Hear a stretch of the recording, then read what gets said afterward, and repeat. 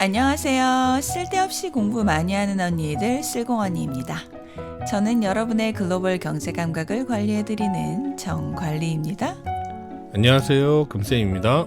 네, 쓸공이들 반갑습니다. 반갑습니다. 지난주도 잘 보내고 돌아오셨죠? 네. 오늘도 초콜릿 댓글 꺼내볼게요. 네. 그런데 좀 말씀드리고 싶은 게 하나 있는데요. 네. 이 팟캐스트가 방송되는 플랫폼들이 의외로 여러 군데가 있더라고요. 그런가요? 예, 예를 들어 애플 팟캐스트, 스포티파이, 팟빵처럼 많이 알려져 있는 곳들도 있지만 이 캐스트박스나 리포닉처럼 상대적으로 덜 알려진 플랫폼도 있거든요. 그랬군요. 네. 그래서 수많은 플랫폼들을 제가 빠짐없이 모두 알기는 어렵잖아요. 그렇죠. 덜 알려진 플랫폼에 달아주신 댓글들은 이 저의 의도와 상관없이 제가 보지 못할 가능성이 높아요. 네. 그래서 이제 혹시라도 왜 내 댓글에는 반응이 없나? 라면서 서운해하시는 쓰공님들이 계실까봐 네. 말씀을 드립니다. 네.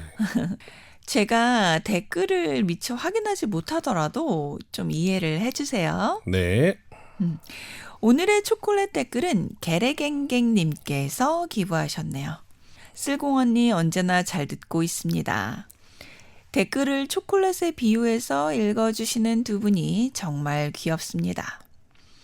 이번 회차는 인기 웹툰이나 드라마에서 보던 끊기 신공, 클리프행어가 대단하네요. 벌써 다음 회차가 기다려집니다. 감사합니다. 힘내세요. 와. 네, 힘내겠습니다. 네. 게르갱갱님. 네. 다음 회차가 기다려진다는 말씀, 너무 힘이 되네요. 맞습니다. 누군가 기다리고 계신다고 생각하니까 더 잘해야겠다라는 생각이 들어요. 네. 다시 한번 게레갱갱님 감사드려요. 감사합니다. 제가 게레갱갱 이 말이 궁금해서 검색을 해봤더니 아마도 힙합에서 사용되는 말이 아닌가 싶더라고요. 그렇군요. 네. 와, 힙합을 좋아하시는 분이 경제 공부까지 하시다니 정말 힙하신데요. 그래요. 네. 물론 힙합의 의미로 사용하신 건 아닐 가능성도 있지만은 네. 어쨌든 정말 힙한 그런 멋진 분일 거라는 생각이 드네요. 네. 자, 오늘의 공부를 시작해 봅니다. 네. 우리가 이 경제 공부를 하면서 금융시장이 계속 언급이 되잖아요. 네. 주식시장이 많이 언급이 되는데 막상 금융시장을 구체적으로 에피소드에서 다룬 적이 없더라고요. 대부분 어렴풋이 금융시장이 무엇인지는 알고 계시지만 이 전공자나 금융업계 종사자가 아니시면 구체적이고 명확하게 알고 계신 분들은 많지는 않으시거든요. 네. 그래서 이 금융시장을 조금 학문적인 측면에서 이해하는 시간을 앞으로 가져보려고 합니다. 좋습니다. 아마도 여러 편의 시리즈로 나가야 할 것 같아요. 네. 이 내용이 워낙 방대해서요. 네. 그래서 이제 오늘 첫 번째 시간 금융시장의 정의와 기능, 그리고 금융시장의 종류에 대해서 알아볼게요. 네. 모두 알고 계신 그 금융시장이란 무엇인지부터 알아볼까요? 네. 네. 금융시장이란 유가증권이 거래되는 곳을 말합니다. 구체적 장소를 뜻하는 것이 아니라 일반적이고 추상적인 개념이죠. 유가증권이라 첫 번째 장애물이 나타나는데요. 네, 그렇죠. 유가증권. 이게 용어가 또 딱 하고 나와주니까 네. 어려워지는데요. 네. 자, 쉽게 말씀드리면 있을 유, 가격, 가격이 써 있는 증권, 즉 재산적 권리를 나타내는 증서를 이야기합니다. 이 어렵게 말하면 일정한 금전이나 화물 등의 유가물에 대해 청구할 수 있는 권리가 표시된 증서, 즉 상법상의 재산권을 표시하는 증서를 말하는데요. 네. 유가증권의 종류에는 여러 가지가 있습니다. 유가증권에는 크게 상품증권, 화폐증권, 자본증권으로 나뉘는데요. 네. 이 상품증권의 예로는 선화증권, 창고증권, 그리고 우리가 흔히 보는 백화점 상품권도 상품증권이에요. 아. 예, 그리고 자, 화폐증권의 예로는 어음, 수표, 은행권이 있고요. 네. 자, 마지막 자본증권의 예는요. 주식과 채권이 있죠.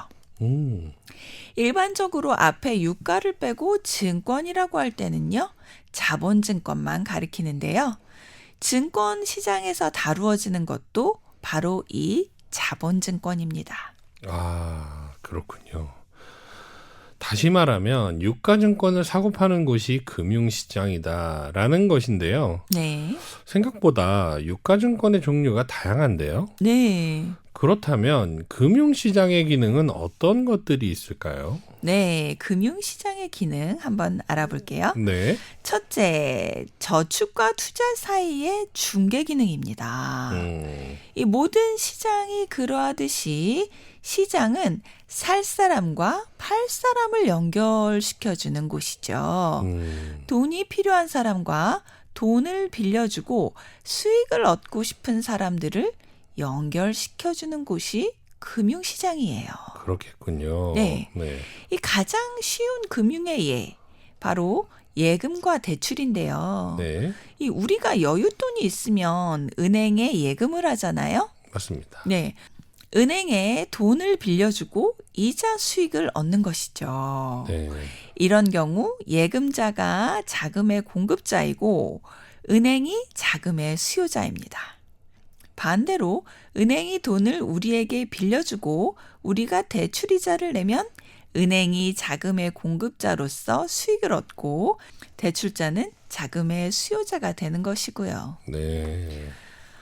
또 다른 예를 좀 들어볼게요. 네. 기업이 규모를 키우기 위해 돈이 필요하면 주식시장에 기업 공개를 하고 상장을 하죠. 네.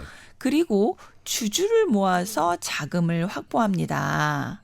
이 기업은 돈이 필요하고 투자자, 즉 주주들은 자신이 가진 자본으로부터의 수익이 필요하죠. 네.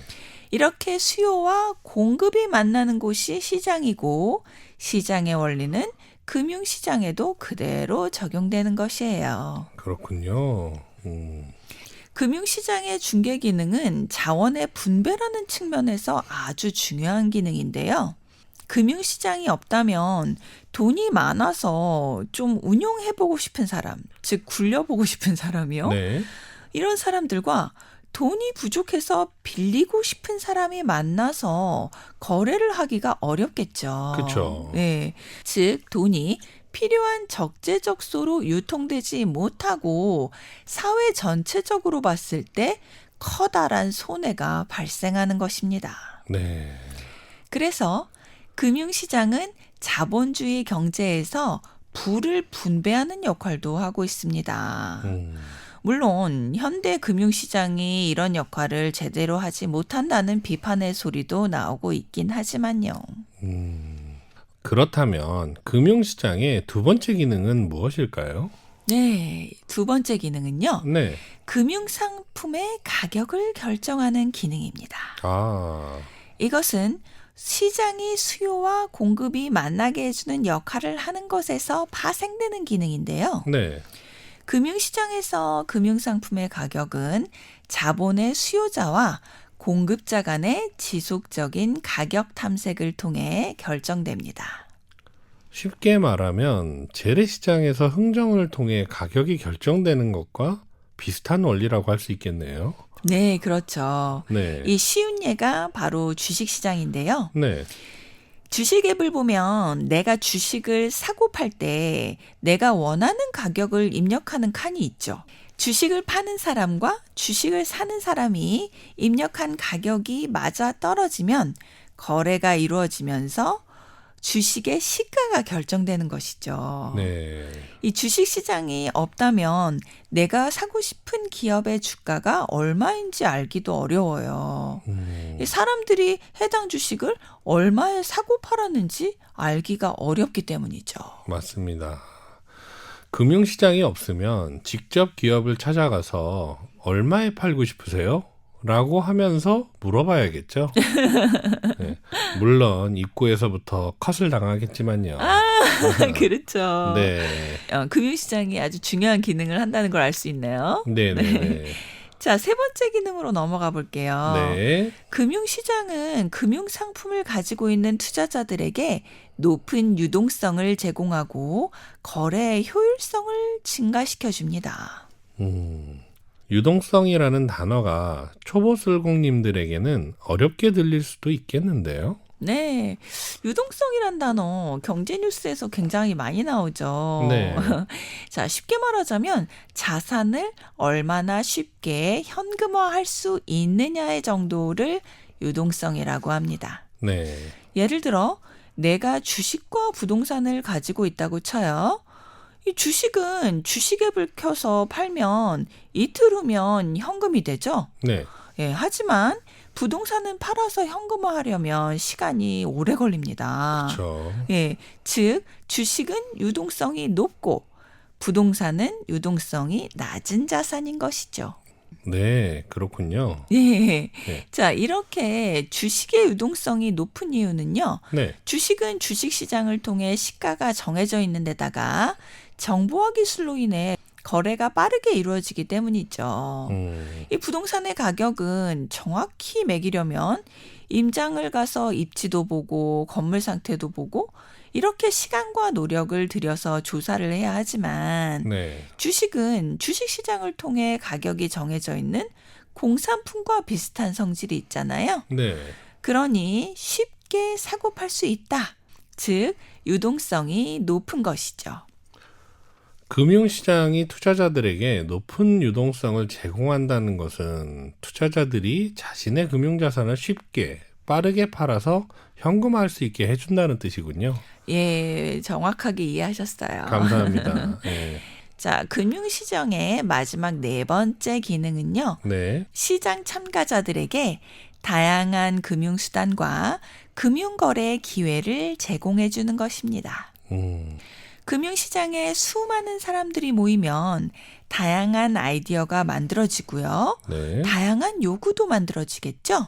그렇겠죠. 예, 네. 그러다 보면 다양한 금융상품과 금융수단이 나오게 되는 것입니다. 네. 예를 들어 주식시장에 다양한 수요자와 공급자들이 모이다 보니 여러 가지 파생 상품도 생겨나게 되고 다양한 해지, 즉 위험 회피 전략들도 나오게 되는 것이죠. 아, 한마디로 운동 선수들이 올림픽과 같이 큰 자리에 함께 모여서 실력을 거르면 상대방 선수의 기술도 배우면서 각자의 실력이 더 향상되고 훈련 방식과 같은 것들도 다양하게 발전하지 않습니까? 아, 그렇죠. 네. 게다가 경쟁에서 이기기 위해 관련 스포츠 용품들도 더 많이 개발되어서 선수들이 사용할 수 있게 되고요. 그러네요. 네. 금융도 시장에서 선수들이 모여서 함께 겨루다 보면 금융계 전체가 발전한다는 이야기군요. 와, 그러네요. 네. 정말 훌륭한 비유인데요? 감사합니다. 오, 네. 세상 살아가는 이치는 다 비슷하게 적용되나 봐요. 맞습니다. 네. 자, 이렇게 금융시장의 정의와 기능에 대해서 알아봤는데요. 이제까지의 내용을 정리해보면 금융시장은 유가증권을 사고 파는 곳이다. 그 기능은 저축과 투자 사이의 중개, 금융상품의 가격의 결정, 투자자들에게 자산의 유동성 제공, 그리고 다양한 금융수단과 거래 기회의 제공이다가 되겠는데요. 예, 맞습니다. 네. 긴 내용이었는데 잘 캐치하셨네요. 네, 감사합니다. 자, 이번엔 금융시장의 유형을 좀 알아볼게요. 네. 금융시장의 유형은 구분하는 기준에 따라 여러 가지로 나눌 수가 있는데요. 대표적인 네 가지로 살펴볼게요. 네. 자, 금융시장의 첫 번째 구분은 제도금융시장과 비제도금융시장입니다. 네. 이 중앙은행 및 규제당국의 규제를 받느냐, 받지 않느냐를 기준으로 나눈 것인데요. 제도금융시장은 우리가 일반적으로 알고 있는 은행, 증권사와 같은 금융기관들을 중심으로 형성된 금융시장을 이야기합니다.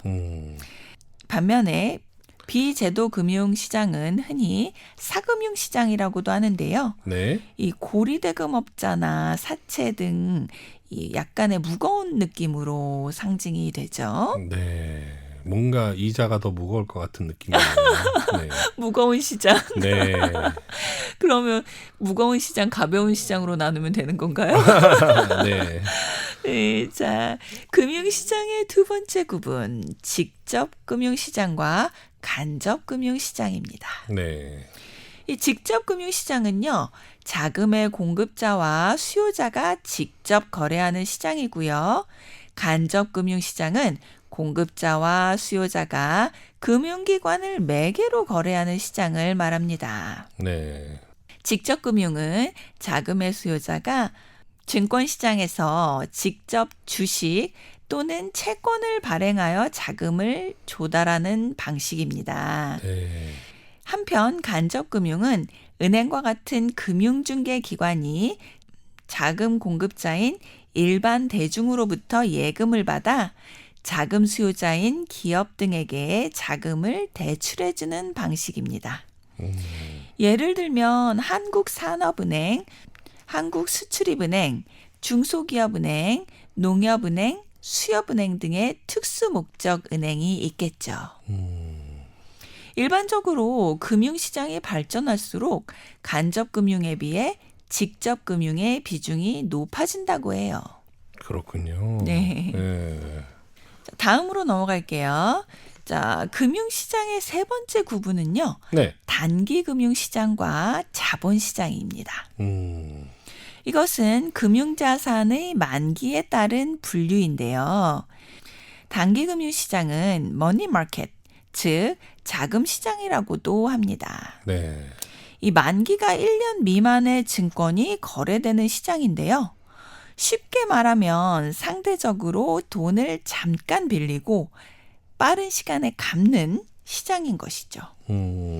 그 예로는 콜시장, 한국은행 환매조건부 증권매매시장, 환매조건부 증권매매시장, 양도성 예금증서시장, 기업어음시장 등이 자금시장에 해당합니다. 자, 이제까지 단기 금융시장을 알아봤고요. 네. 자, 이번엔 장기 금융시장, 즉 자본시장을 알아볼게요. 네. 자본시장은 주식시장과 국채, 회사채, 금융채 등이 거래되는 채권시장, 그리고 통화안정권 시장 등이 여기에 속합니다. 자본시장은 단기금융시장에 비해서 상대적으로 시장 리스크와 부도의 위험이 높습니다. 와, 이름만 들어도 어려운 금융상품들이 나오는데요. 네, 그렇죠. 네. 지금 이거를 다 설명해 드리기에는 좀 시간상 문제가 있어서요. 네네. 이 금융상품들은 추후 에피소드에서 자세하게 공부할게요. 아유, 기대됩니다. 기대되시죠? 네. 한편 주식시장의 경우 주식을 쉽게 샀다 팔았다 할 수 있어서 단기금융시장에 속하는 줄 알았는데 자본시장, 즉 장기금융시장에 속하는 것이었네요. 네. 예. 주식은 만기가 없으니까요. 네, 그렇습니다. 자, 이번엔 네 번째 금융시장 분류로 넘어가 볼게요. 네. 네 번째 분류는 국내 금융시장, 국제 금융시장인데요. 네. 국내 금융은 국내 거주자 간의 자국 통화로 국내 거래에서 발생한 거래라고 정의됩니다. 네. 그리고 국제 금융은 국내 금융이 아닌 모든 거래를 의미하고요. 네. 이 밖에도 여러 가지 다른 기준을 적용하면 금융시장은 다양하게 분류될 수 있는데요. 대표적인 네 가지 기준으로 금융시장을 분류해 보았습니다.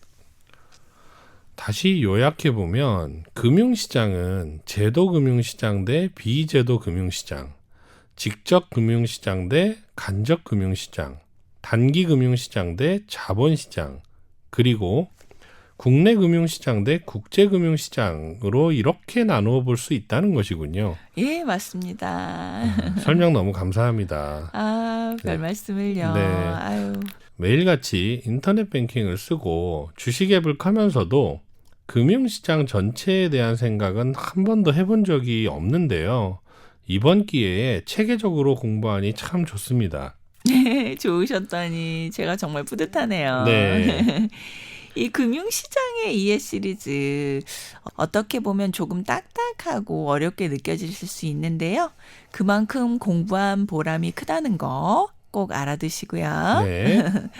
자, 다음 에피소드는 또 중간중간 경제 뉴스를 업데이트해야 해서 언제가 될지는 모르겠지만요. 네. 어쨌든 다음 에피소드에서는 우리나라 금융시장의 구조에 대해서 알아보겠습니다. 네. 쓸공님들 오늘도 함께 해주셔서 정말 정말 감사하고요. 이렇게 쓸공님들과 매주 만날 수 있다는 게 감동이라고 할까요? 네. 조금 오버한다고 생각하실 수도 있겠지만 네. 저에게는 감동입니다. 네. 네, 이번 한 주는 늘 곁에 있지만 자세히 보지 않았던 것에 대해 관심을 가져보시는 한 주가 되시기를 바랄게요. 네. 다 같이 쓸공합시다. 쓸공합시다.